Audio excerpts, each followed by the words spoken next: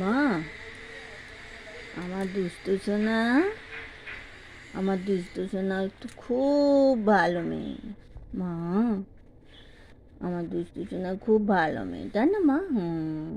সকালবেলা উঠে আগে আমাকে আদর করবে, তাই না মা?